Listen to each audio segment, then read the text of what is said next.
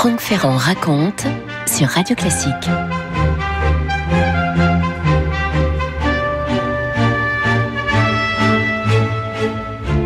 Une saison exécrable, et ce dès 1909. Dites-vous qu'en juin 1909, il a neigé à Châteaudun. Et ce n'était que le début. Il a plu pendant tout juillet avec des inondations dans le nord, à l'est de Paris. Le 21 août, la pluie est tombée sur Paris pendant 16 heures d'affilée. Puis, il y a eu cet automne assez maussade. En décembre 1909, nouvelle pluie sur toute la France. Bref, les nappes phréatiques sont totalement saturées. Et en ce début de mois de janvier 1910, à la moindre petite averse, on voit maintenant les rivières qui débordent. Eh bien, c'est ce qui va se produire à partir du 15 janvier 1910. Un défilé de perturbations traverse l'Europe. Il pleut des trombes, notamment dans le département de l'Yonne. L'Yonne qui est le principal affluent de la Seine, à moins que ce ne soit le contraire, vous savez. Et ce fleuve grossit. Même chose pour le Loing, qui est un autre affluent de la Seine et qui passe d'un débit de 150 mètres cubes par seconde à 1800 mètres cubes par seconde, et ce, en quelques jours. Bref, ce n'est plus une rivière, c'est une espèce de gros torrent que personne ne peut contrôler. À Paris, le 18 janvier, on atteint le seuil d'alerte, 3 mètres. C'est le zouave du pont de l'Alma qui sert de repère. Vous savez, la statue s'élève à un peu plus de 9 mètres au-dessus du niveau de la mer. Elle a été sculptée, installée là, au pied du pont, après la bataille de l'Alma en Crimée. C'était une bataille contre les Russes en 1854. Le zouave a donc les semelles dans l'eau. Bon, pour l'instant, il n'y a peut-être pas encore de quoi être trop inquiet. Le réseau de surveillance du bassin hydraulique anticipe une crue de 24 heures qui est prévue pour le 20 janvier. On devrait s'en tenir là. Et puis, on se dit qu'on est équipé quand même. Des écluses ont été installées pendant tout le cours du 19e siècle pour réguler les crues trop importantes, notamment depuis la dernière grande crue en date, celle de 1876. Paris compte déjà à l'époque 3 millions d'habitants. C'est une ville dotée d'un réseau d'égouts ultra-moderne, 1236 km de galeries avec un système de surveillance à la pointe, avec des téléphones pour communiquer, des pneumatiques envoyés dans un réseau de tuyaux d'air comprimé. Bref, la gestion des eaux à Paris est moderne, et la vérité, c'est qu'on ne se méfie pas vraiment. Franck Ferrand sur Radio Classique. 4,30 mètres quand même le 20 janvier. À ce niveau, la navigation fluviale est interdite. Pour une raison qui n'est pas très compliquée à comprendre, c'est que les bateaux ne passent plus sous les ponts. Et puis, il y a des courants qui deviennent tumultueux. D'ailleurs, le 21 janvier, sous le pont de la Concorde, l'eau s'infiltre dans un collecteur d'égout, puis passe dans une galerie de métro en construction, c'est sur ce qui est aujourd'hui la ligne 12. C'est ainsi que l'eau va envahir cette galerie jusqu'à l'église de la Trinité dans le 9e. On est là entre Opéra et Saint-Lazare. Les travaux du métro sont interrompus. Dans les jours suivants, toutes les galeries du métro vont être l'une après l'autre touchées. Les 6 lignes qui sont en service en 1910 sont mises à l'arrêt. Le 26 janvier, l'eau monte jusqu'aux épaules du zouave. Oui, là, ça commence à devenir un peu inquiétant. 7,51 mètres. Les quais sont débordés, bien entendu, ce qui veut dire que ça y est, on voit de l'eau qui entre dans les rues maintenant et dans les avenues. En tout cas, celles qui sont le plus proches de la Seine. L'eau a aussi suivi un ancien bras souterrain qui remonte sous la gare Saint-Lazare et le parvis de cette gare, tout ce qu'on appelle la cour de Rome. Tout ça est devenu un véritable lac. Dans tous ces quartiers inondés, on va monter à la va-vite des passerelles pour essayer de permettre aux piétons de passer. Des passerelles sur des tréteaux, sur des chaises. Le but, c'est de continuer à accéder aux immeubles et aux escaliers. La presse rebaptise la ville Paris-Venise. Pour l'instant, ça amuse encore les gens. Les zones les plus inondées attirent les badauds, les curieux, les effarés qui se pressent comme on viendrait au spectacle. Et les photographes, évidemment, sont là qui s'en donnent à cœur joie. N'oubliez pas qu'on est en 1910, c'est la grande époque de la photographie. Il y a beaucoup de cartes postales à l'époque. On va en imprimer de ces cartes postales. C'est pittoresque. Seulement, c'est pittoresque, mais c'est aussi de plus en plus inquiétant parce que c'est une paralysie générale qui est en train de gagner la capitale. Les centrales à air comprimé qui permettent notamment de faire circuler les fameux pneumatiques. Vous savez, c'est comme ça qu'on communique à l'époque dans Paris. Ces centrales sont en panne. Les 5800 horloges municipales qui justement fonctionnent à l'air comprimé sont donc arrêtées. Elles se sont arrêtées à 22h58 le 21 janvier. À l'époque, on n'exploite pas le gaz naturel, mais on fabrique du gaz dans les usines à gaz. Eh bien, toutes ces usines s'arrêtent, soit parce qu'elles ne sont plus alimentées en charbon, soit parce qu'elles ont été inondées, ce qui veut dire que l'éclairage public, qui lui, à l'époque, fonctionne au gaz, est interrompu. Les centrales électriques sont hors service, les tramways ne roulent plus. Même le charbon, qui se trouve habituellement acheminé par péniche, commence à manquer. On est en plein hiver, évidemment, il fait environ 1 degré. Les usines vont s'arrêter. À l'époque, Paris est encore une ville pleine d'usines, avec beaucoup de cheminées partout dans le paysage. Les trains ne circulent plus, hormis Gare de Lyon. Alors on va faire appel aux chevaux pour tirer les tramways et pour collecter les ordures, mais comme les usines d'incinération ne fonctionnent plus non plus, eh bien on se met à jeter les déchets dans la Seine depuis les ponts de Tolbiac et d'Auteuil, et puis ça s'en va comme ça, en direction des départements en aval. Il faut aussi se prémunir contre les rats, parce que les rats, évidemment, ont été chassés de partout par l'eau. Ils ont été chassés des égouts, des souterrains, des caves, et les voilà qui pullulent en surface maintenant. Le 28 janvier, les eaux atteignent 8,62 m, car les crues de la Marne et de la Seine sont maintenant concomitantes. Il faut remonter, quand on regarde dans les annales, il faut remonter à 1658 pour trouver un tel niveau. Cette année-là, les eaux avaient détruit une partie du pont Marie. Il y avait aussi eu des crues en 1740 à 7,90 m, en 1802 à 7,50 m. Les dernières que nous ayons connues, nous, dans les années 2010, la toute dernière, c'était en 2018, ça atteignait entre 5 et 6 mètres. Maintenant, le téléphone, le télégramme, tout ça est à l'arrêt. Le journal, c'est le titre du quotidien, le journal du 29 janvier 1910 titre « La crue implacable brise, emporte ou submerge ». Le désastre dans Paris s'étend d'heure en heure, écrivent les journalistes de l'époque. La place de l'Opéra s'effondre, la ligne de ceinture est inondée. Des passages ont été établis sur pilotis par des pontonniers du 6e régiment du génie venu hier d'Angers. Et Le Matin écrit « Le grand souci n'est pas de sauver son bien, mais de sauver des vies humaines. Une émulation de dévouement s'est emparée de la troupe et les ouvriers, les terrassiers qui, méprisant fatigue et froid, édifient sans relâche des barrages, reconstruisent jusque dans l'eau ce qui s'écroule. C'est la semaine la plus violente des crues, on va appeler ça la semaine terrible. » Vous écoutez Radio Classique. Paris est submergé maintenant, il y a de l'eau partout, mais ce qu'il y a de magnifique, c'est qu'au cœur de cette catastrophe, ce qui se met en place est d'abord entre voisins, entre amis, c'est l'entraide, bien entendu.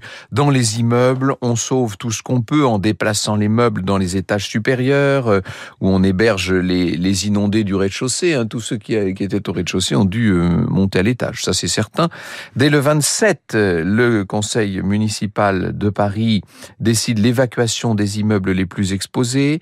La banlieue est encore plus durement touchée que Paris, avec Maison Alfort, Ivry, qui sont littéralement ravagées.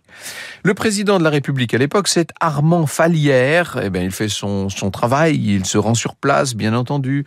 Il va déclarer au journal Le Radical, on est le 26 janvier, pour Paris, ce n'est comparativement rien. Il y aura du dégât matériel et du chômage, mais il n'y aura pas de misère comme ici. Il dit comme ici en parlant d'Ivry. Ce sont de pauvres gens qui habitent cette région. Ils n'ont plus ni asile, ni ressources, et on voit des millions d'habitants de ces villes tellement touchées qui viennent se réfugier dans Paris, où il est vrai que les capacités d'hébergement sont plus importantes. Des bâtiments publics ont été réquisitionnés, évidemment, pour accueillir ces hordes de réfugiés. On estime le nombre de sinistrés à 200 000. Et pendant cette semaine terrible, un homme est sur tous les fronts, sur tous les ponts, si on peut dire. C'est le préfet de police de Paris, le célèbre Louis Lépine. Petit monsieur, très dynamique, avec sa barbe blanche et pointue, un homme à poigne, Louis Lépine, qui est le père d'innovations appréciables pour le public, comme la création des passages cloutés pour les piétons, les permanences dans les commissariats, c'est lui. Les brigades d'hirondelles, les fameux policiers de quartier à vélo, vous savez, c'est encore Louis Lépine. La brigade de police fluviale sur la Seine, justement, qui n'a jamais été aussi utile qu'en cette période de crue abondante de 1910. 1910. Il est à la tête des forces de police, Lépine. Il coordonne l'action des sapeurs-pompiers également. Il fait réquisitionner 75 000 chevaux capables d'assurer des transports dans Paris. Il va aussi mettre sur le pied de guerre la marine. Il fait venir de Brest des centaines de barques à fond plat. Seul moyen parfois d'assurer la livraison du pain et de l'eau, ces barques à fond plat. Le gouverneur militaire de Paris va de son côté faire appel à l'armée de terre, 50 000 soldats mobilisés pour construire des barrages, des canaux d'évacuation, des passerelles, le génie est sur les dents.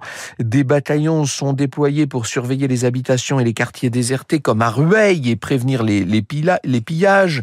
Lépine interdit aussi toute circulation la nuit. C'est un couvre-feu qui est instauré.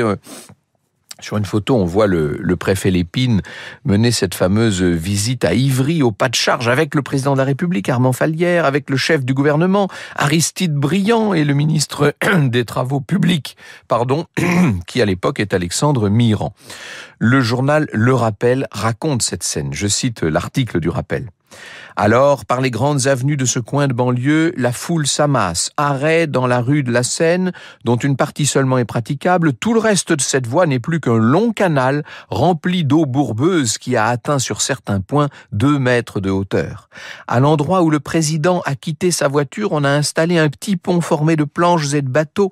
Dans une longue barque de tôle conduite par des agents du génie, Monsieur Fallières, Monsieur Mirand, Monsieur Lépine et leur suite prennent place à l'aide de gaffes et de rames. On vogue sur l'eau. Aux fenêtres des maisons, de pauvres gens regardent passer le président de la République.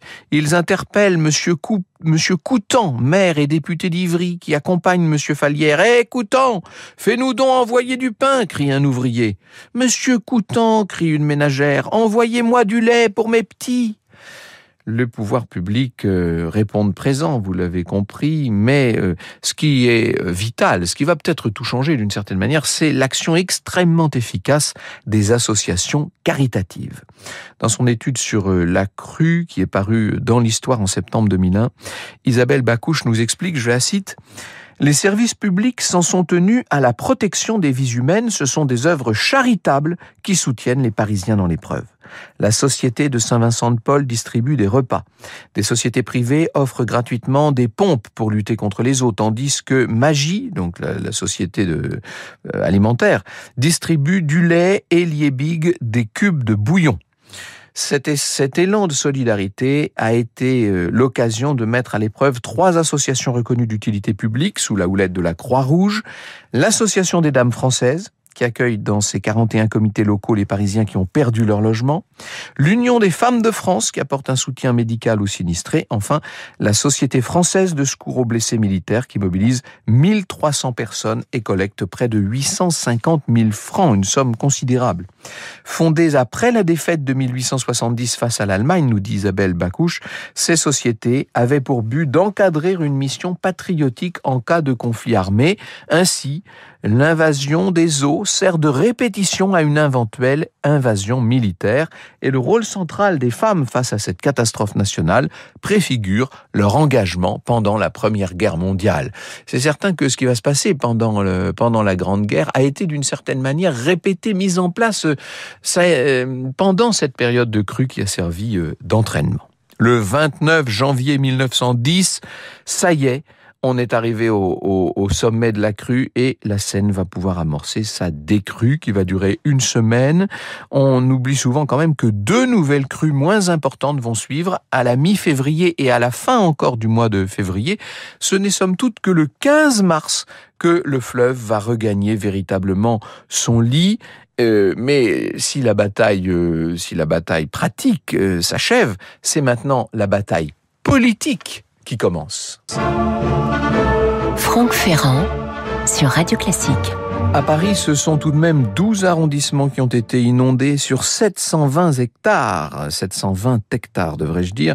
20 000 immeubles ont été endommagés dans la capitale, 30 000 maisons dans la banlieue, 400 millions de francs de dégâts. C'est une somme importante à l'époque, hein. C'est difficile d'estimer aujourd'hui, mais ça fait en tout cas dans les 2 milliards d'euros probablement. Le bilan humain est moins lourd. Un seul mort à Paris, un caporal qui aidait des agents de la Poste a livré du courrier et qui s'est laissé surprendre par les eaux. Il y a eu en banlieue 6 morts. À quelques endroits, le typhus, la scarlatine se déclarent, mais l'épidémie est très vite contenue. Le préfet Lépine lui-même va attraper la grippe et rester 10 jours cloué au lit en février, comme si c'était le tribut qu'il payait à tous les efforts qu'il avait pu accomplir pendant le temps de la crue. Il faut tout nettoyer maintenant, hein. Imaginez les tonnes et les tonnes de boue, de vases et de détritus. Bref, ça ce sont les aspects matériels de la crise. Franck Ferrand sur Radio Classique. Et les aspects politiques, me direz-vous? Dans un premier temps, le cabinet Briand va débloquer, comme on dit, 2 millions de francs pour faire face à l'urgence. Et puis, il va se lancer dans une politique généreuse qui est assez nouvelle par rapport à ce qu'on avait connu dans les temps passés. 20 millions de francs sont mobilisés par le gouvernement au soutien des commerçants, des artisans, des propriétaires sinistrés. Il faut vous dire que des élections se profilent au printemps et que l'opposition de droite est vent debout contre la loi de séparation de l'Église et de l'État qui a été votée 5 ans plus tôt par cette chambre de gauche et contre le fameux inventaire des biens de l'Église qui n'en finit plus de finir, si je puis dire.